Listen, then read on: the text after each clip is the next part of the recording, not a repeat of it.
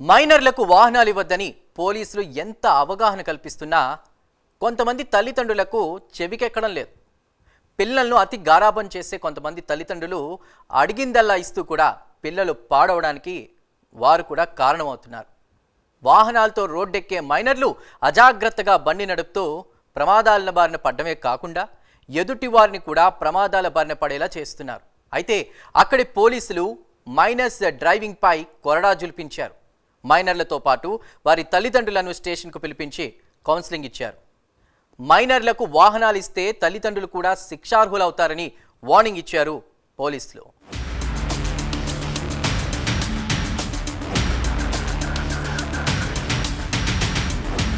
పిల్లల సరదా వారిని ప్రమాదాల బారిన పడేలా చేస్తోంది. వాహనాలతో రోడ్ల మీదకి వస్తున్న మైనర్లు ప్రాణాల మీదకి తెచ్చుకుంటున్నారు.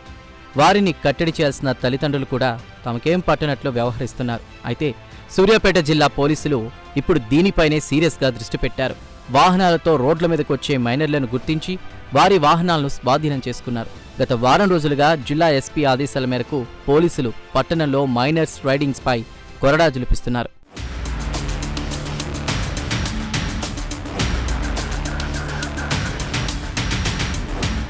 సూర్యాపేట పట్టణంలో స్పెషల్ డ్రైవ్ నిర్వహించిన పోలీసులు 72 వాహనాలను స్వాధీనం చేసుకుని జరిమానాలు విధించారు. మైనర్లతో పాటు వారి తల్లిదండ్రులను స్టేషన్కు పిలిపించి కౌన్సిలింగ్ ఇచ్చారు పోలీసులు.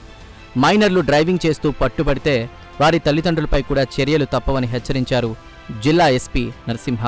పిల్లల పట్ల తల్లిదండ్రులు జాగ్రత్తగా ఉండాలని సూచించారు. ప్రభుత్వం అమల్లోకి తెచ్చిన నూతన వాహనాల చట్టాన్ని వారికి వివరించారు ఎస్పీ నరసింహ.